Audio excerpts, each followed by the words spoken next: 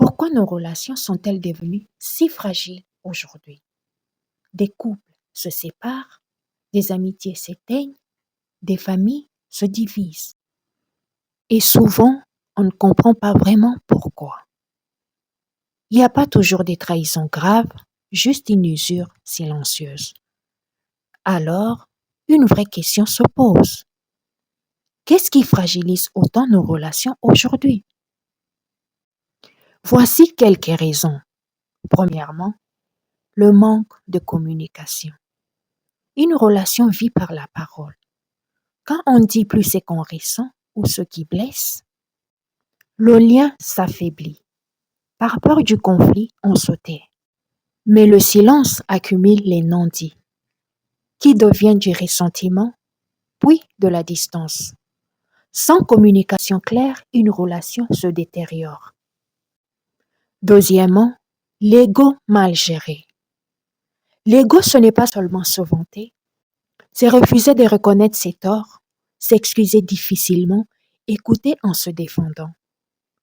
Quand chacun veut avoir raison, personne ne cherche vraiment à comprendre. Et sans compréhension, il n'y a pas de réparation. Troisièmement, le manque de pardon. Une blessure non pardonnée reste active. Même si la relation continue, quelque chose se ferme. On devient plus froid, plus méfiant, plus distant. La relation ne se brise pas d'un coup, elle s'abîme lentement. Le pardon ne justifie pas, il libère du poids du passé. Quatrièmement, la fatigue émotionnelle. Beaucoup sont épuisés mentalement et émotionnellement. Le stress et les responsabilités vident l'énergie. Quand on est fatigué, on écoute moins, on s'énerve plus vite, on devient impatient. Ce n'est pas l'amour qui disparaît d'abord, c'est la disponibilité émotionnelle. Cinquièmement, les blessures du passé. Trahison, abandon, humiliation non guérie influencent les relations actuelles.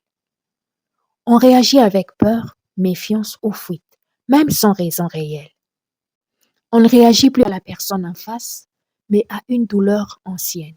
Sixièmement, la faible tolérance au conflit. Le conflit est normal dans toute relation.